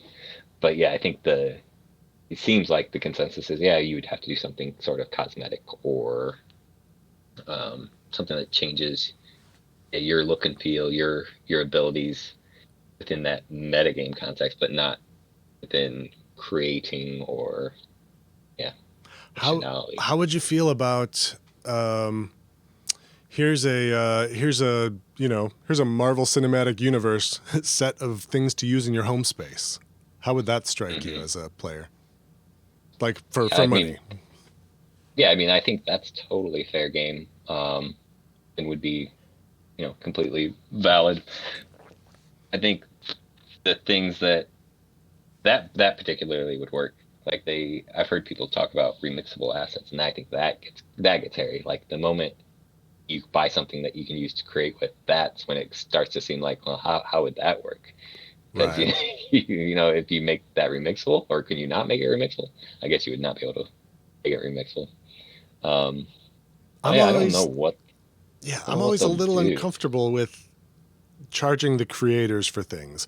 I'm not saying it's not it's just a bad idea, but I think that the reason it makes me uncomfortable sometimes to single out creators to pay for more, more in Dreams, is that creators are providing the value Hmm. in Dreams, and it almost feels like penalizing the people who are creating the world that we're all living in. I wonder if the I wonder I feel like I would also be comfortable with buying elements to use in your home space. If the home space felt significant and we were Hmm. actually using our home spaces, I think I'm really comfortable with that. And I think maybe I'm wondering now if it's another good reason perhaps that the home space is a separate ecosystem from Hmm. dream shaping. Hmm. I mean, right now it's creative, but it's the only place where you're restricted in how you can create Hmm. and what you can create with. So maybe Yeah, there's a lot of opportunity there. the home space and the profile, like what you can display there or something, are the only places that I immediately can think of that you could monetize some sort of cosmetic abilities. Um, Hmm. but yeah, the home space is definitely the big one. I don't I don't know what else they could do. Um, they have smarter people than me, for sure. And a lot Hopefully of working them. on this. Yeah, hopefully working on this. Yeah, I think the more places you can sprinkle in that layer, the better off they would be. Like if there was something that incentivized you to go and spend a little money when you're surfing as a player, that would be amazing. I just don't know what it would be. Yeah. I guess you need to make the players care about their home spaces Yeah. as much as a creator. I guess you need to make everyone care about their home spaces. That uh, I would imagine that's a conversation that's taking place over at MM Hmm. in designing future updates of Dreams. I think Yeah, I'm I think hope. we're on to a few things here. I think there's, Hmm. there's a chance we'll look like Yeah. prophets in the future. Maybe more you than me. Well, if I say enough stuff, I'm bound to be right about a percentage of them. So we'll just Mm-hmm. keep talking, and then I'll be like, "I told you so." Look, forget about the 80% of things I said that were wrong. Yeah. The 20% was dead on. The highlight reel for this podcast is going to make us look really good. Yeah, that's right. I'm gonna look amazing. I'm gonna look like Nostradamus over here. Ali says Dreams could use a sack boy. Imps don't quite cut it at the moment. They are very recognizable. I mean, it is recognizable, but yeah, it doesn't feel like a mascot, the imp. Hmm. Yeah, they don't have the mascot in the way that LVP does, but that to me never bothered me. Like I know a lot of people harp on that, like, oh, the reason LVP was successful was partly because it had a, you know, recognizable mascot, and Yeah. that's true to a degree, but it's also just a lot simpler concept. You're making a platformer and playing a platformer, and you have cutesy stuffed animals, but Dreams is much more nebulous and abstract. You know. As a person who did not own a PlayStation for the Little Big Planets, I did not own one until PS4. I remember being aware of Sackboy and knowing it was a platforming thing, but I did not know there was a creative element to that game. And I can only think that if I had known there was a creative element to that, I might have bought a PlayStation a lot earlier. So I don't remember what the marketing was like back then. I remember that dude in a button-up shirt, like leaning on a desk. That's all I remember. And Sackboy. I mean, it's funny because LBP should have been like the hotness for me because Dreams is the hotness for me. I love Dreams Yeah. and the creative element, and they definitely marketed it with that creative element. They would show people, dropping stuff and making levels, but it just never appealed to me. I think I probably played a few minutes of it at one point, and just the floaty platforming physics weren't doing it for me. I was just like, I don't actually like the gameplay. And so then the fact that you're just creating variations of that game, you're creating different levels with different textures and stuff. And I'm like, but you're at its core, you're still mostly making that floaty platformer thing. Yeah. And so it was just like, I'm out just because of that. So it just like had zero appeal to me, which is odd to say because it's so similar in a lot of ways. Are there any other games where you've really embraced like the creation side? Like for me, Fallout 4 is a game I spent a lot of time just making stuff in for fun, or really early on, Mario Paint for the Super Nintendo. Mm-hmm. I loved Mario Paint so much. I mean, you could make simple animations and simple music, and it was kind of like it's like a 16-bit version of Dreams in a way. Yeah, I mean, I've always kind of been into the creative portion of games. Really liked the Tony Hawk series, and they had added, map making there. I got into that at one point, and when I first got the PS4, I played a little bit of Fortnite, which people like to rag on Fortnite as a kid's game, which it totally is a bunch of little prepubescent teenagers playing that game. So it's a very toxic environment as a player, but they had a pretty cool create mode. And have you used it a little bit? In that a little bit. Yeah, I've used it a little bit, and I only played that game for a short period of time. But they did some pretty impressive stuff with their create mode, and they even, I think, monetize, let creators earn money for playing those levels and stuff. Not that I ever got into it enough to even threaten to make something worth monetizing, but I just thought the tools were pretty cool. So yeah, I think we've seen this kind of creative mode growing across all of the games. A lot of games now will have a map maker or something similar, and I've definitely gotten into those for sure. I always dabble, at least if it's available. Ninja Mike says Excite Bike tracks on NES. That was probably the first place. That was probably the first game I played that let me create something and interact with it. I'm trying to think of the first one that I can remember. The only one that I can, there's the RC controlled game on the Nintendo 64 where you controlled like little RC cars. I think that had a map maker on it. There's also like a driving game on the PC that was like Stunt Driver. It was super basic and it was pretty bad, but I think it had a little creator in it too as well. So I've tried them as they come out. We are late in the show here, and I'm paying more attention to chat now. If people have any questions directly for Entropy or anything you wanna hear us riff on, feel free to drop some questions in the chat. And I think it was called Stunt Driver. Kip mentioned. I think that's the game I was thinking of. That kind of rings a bell. Mm-hmm. The only topic I have here that we didn't touch on yet was the Trello update. That was the biggest Dreams news this week. I was jazzed about it. I still can't believe how many goodies they dropped all at once there. I hope. So there's supposed to be a series of updates coming to Dream Shaping this fall, and the first one comes in October. And I'm assuming, probably we'll get October, November, December updates, something like that. Oh boy, I feel like a lot of that in the work stuff is gonna show up in these updates. I hope that's why they put it in there now and told us there's a series of updates coming. I mean, that's my suspicion. And you wouldn't talk about a series of updates and then not release anything from that in the works. That's the only pool they have to draw from. Yeah. So the other stuff is marked for their next version. So I mean, some of that has to be coming out fairly soon. All right. What are the top features for you personally? Like what really lit your ass on fire on that list? I mean, I'm still super excited about the bake tool. I want that as soon as possible. Bake to paint. Well, the bake tool that has been on there, but yeah, also the bake to paint. Oh, the bake tool. That's right. So both of those are super exciting to me. So the bake tool, I believe, allows you to emit an object and then bake it into the scene. So you could. So that What is an application you might consider using that for?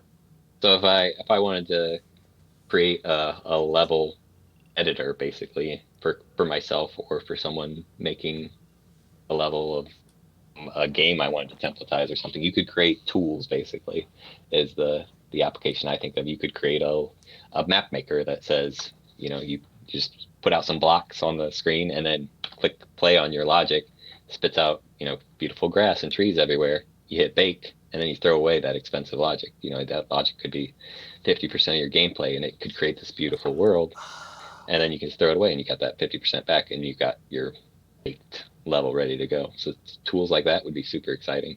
And I think, sharing those kind of tools will become super fun. Like you'll be able to make a character creator where you pick your heads and your bodies and hit bake, and then all the logic you don't need can be deleted. Okay. All right. Now I'm getting excited. Right now, if you were to make a character creator, correct me if I'm wrong, but the way I would do it is to have 10 different hats in the character group. And then you would choose your hat and it would show you the one hat and your character would still carry around those other 9 hats you don't need for the entire game. Yeah. That's basically you could have it delete the moment you hit play, but you still have to have that chunk of gameplay taken up when you publish, so to be able to just emit and then delete all of the stuff that's associated with that logic would be super powerful for creating your own tools basically. So you could increase your efficiency or work on tools for someone else. I think people who are smarter than me are going to do amazing things with that. Yeah, I think it'll affect everyone. Like the people will start publishing cool remixable tools that will benefit everyone. So even if you don't care today, you'll probably see the benefits of it. Nice. So that one's exciting. But the bake to paint, that was new, and that one's exciting too. The bake to paint is the ability to take a sculpture, or I believe multiple sculptures, and like multiple, convert them to a paint version. I'm very interested to see. It's hard to visualize like spray paint on a sculpt, how that's going to convert cleanly to paint. I'm excited to see. I don't know if they'll do that. Maybe they'll do that, but I didn't take it as that. I hadn't really thought about that. I just thought it would give you the shape, in one uniform, black color. Oh, maybe. My mind immediately went to the that floppy looking shark and whale that are made entirely of paint that you've probably seen in the Dreamiverse. That's where my mind went. I was like, oh, they saw that and they probably were like, oh, I wonder if we could make that easier to do. That's a good way to do flexible things. Using paint. It's just very tedious today. So I wonder if they saw that, because I don't know when that first got published. But something like that, if I were developing on Dreams, I would have seen it and be like, oh, that's pretty cool. Can we make that easier to do?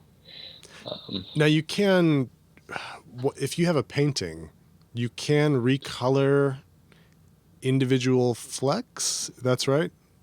I think you can. Yeah, you can use there's a tool, like nobody ever uses it, but you can kind of paint the flecks however you want.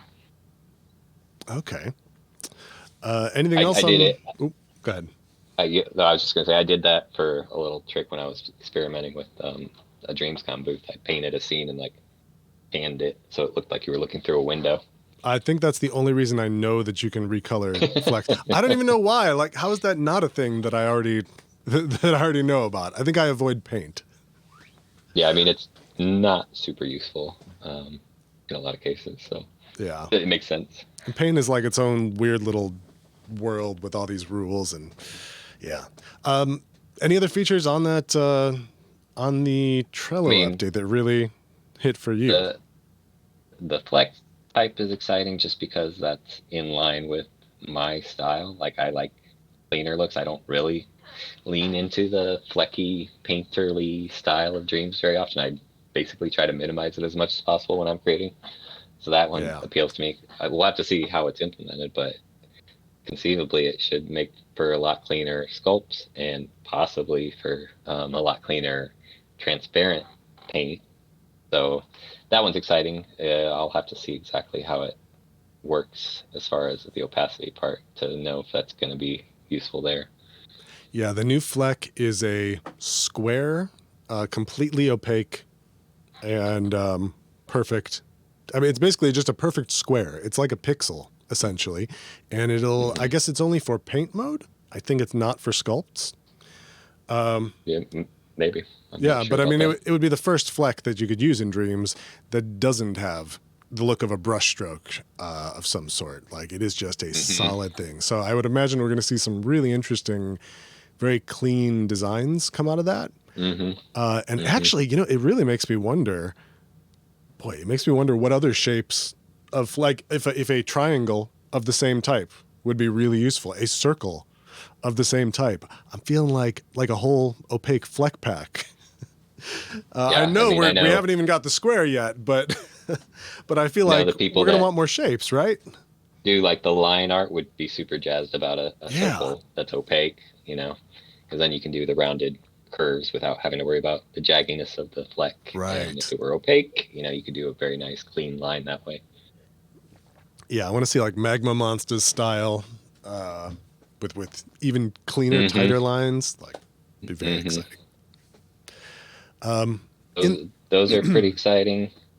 I'm just looking at it myself right now. They have another toggle for, like, I guess they call it luminase. I don't know if I'm pronouncing that right, but the ability to, like, yeah, reduce the variation and all the flex. So that again kind of leans into the cleaner look that I would like to go for.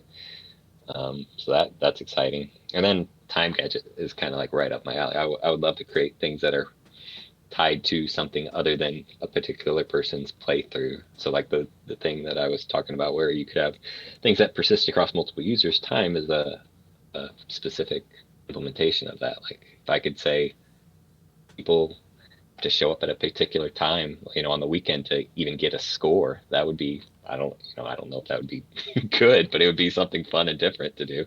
yeah, Um, that's an interesting possibility. and Huh. world games like Animal Crossing and stuff, those are life sims are the obvious application, and I Yeah, like those games. So the time gadget is fun. I think that'll be a lot of fun to mess with. that does sound exciting. The the luminoise toggle. That one is, if you look at a sculpt closely, and you'll see that all the flecks vary slightly in color, so that it doesn't look super clean and sterile and flat. And the toggle that they're going to add will allow you to remove the variation in the flecks. The same way you do in the sky, the sun and sky gadget right now, to make like a flat, clean sky. You'll be able to do that on your sculpts and just completely remove this sort of, the flecky look from them. Between that and the new opaque fleck, I think we're going to see a lot of really, really clean looking stuff. It'll be a lot easier to get there to creating something that looks really clean in Dreams. hmm Yeah, I mean the things people do with, like, text boxes for transparency. I've always kind of hoped they would expand that and let you render shape in the same way and kind of get. I mean, you wouldn't have the full reflectivity that you have with paint or anything like that, but you could get some cleaner looking sculpts or do some Mm-hmm. transparency things that way. I've always kind of hoped they would do something there, but I have thought um, the same thing since I first saw a text gadget window. I've been thinking that. And at this point, I feel like if transparency in sculpts is not going to be an option, if it's still too much to ask for in like a PS5 version of Dreams, I think they could use a third class of object, like, and text, like, or just a massively expanded text gadget. But at that point, stop calling it text gadget probably. But I would yeah. love to see it be easier to make a different shape. You're limited to what you can do with a text gadget shape right now. So we can get hmm circles, which is nice. We can get, squares. We can round the corners. We can skew it a little bit, but it kind of ends there. I would love to see not hmm only just a more flexible gadget for 2D, but maybe a 3D text gadget. If it's not that hard to render, like, it's a much simpler thing than a sculpt Mm-hmm. or a painting, right? I'm not a programmer, but I think that's safe to say, like, a lot easier to render transparency on this very simple,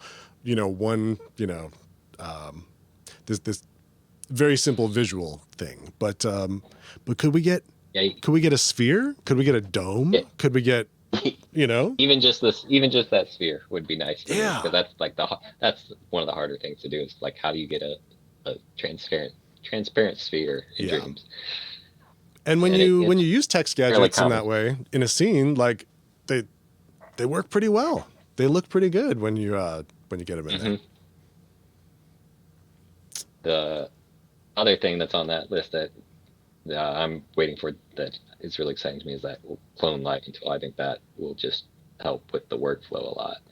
'Cause I never remember to use live clone in the moment, Mm-hmm. because it's tedious. You have to go into the menu and you got to go over there, toss it aside, and click it, and then start cloning with live clone. And then if you want to tweak something, you got to go out of that clone mode and do it, and then remember to go back in. Like, it's super tedious, that workflow, if you want to do live clones. So that tool to be able to just say, like, oh, if you haven't modified it, make it a live clone. That will be super useful, and I'll use live clones way more. Yeah. For anyone who's not familiar, a live clone in Dreams is you make a live clone of a sculpture, and then when you edit either copy of that sculpture, both of them will update. And you can make as many as you want. So if you make one tree and then you clone out that tree to populate your forest scene, if you make live clones, then you can continue to edit that tree and all of them will update together. And the Clone Liven tool is going to allow you to take a clone that is not a live clone and retroactively make it a live clone, which would save, that has countless times. I have cloned something out a bunch in a scene and then gone, oh, I really wish I could just change this one thing. And it's tough. That is a really good one. Yeah. I think for me, the nice little quality of life one, and it's such a little thing, but when you're making music in Dreams and you're soloing out or you're muting rows on the timeline, by the time you've soloed out 8 things, it's so annoying to have to go and unsolo 8 things individually, but that's what you have to do. You'll be able to reset them all at once with this update.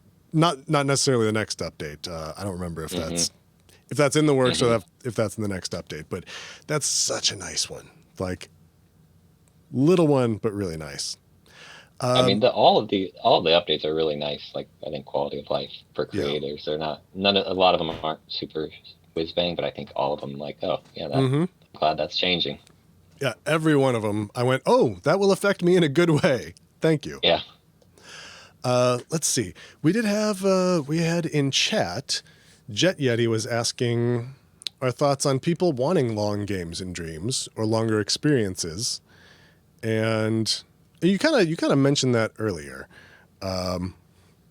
Yeah, I mean, I think it's a thing you hear, like, oh, well, Dreams doesn't have quote unquote real games. They have these little games, and I've heard people say, like, oh, people don't want big games in Dreams, and I don't agree with that. I don't think they don't want them. I think it's not the expectation, and it's hard to find long form games that are decent in Dreams. But I think if there was a good long form game, it would get popularity. Like Lock has been pretty popular, and it's a long game. Yeah. So I think if it's well done, and people will be drawn to it regardless of where it is. So yeah, I think there is an appetite for longer games, and I think if there was a level of polish to them, people would definitely play them and come to play them. It's a huge effort, even as easy as Dreams makes it to create games.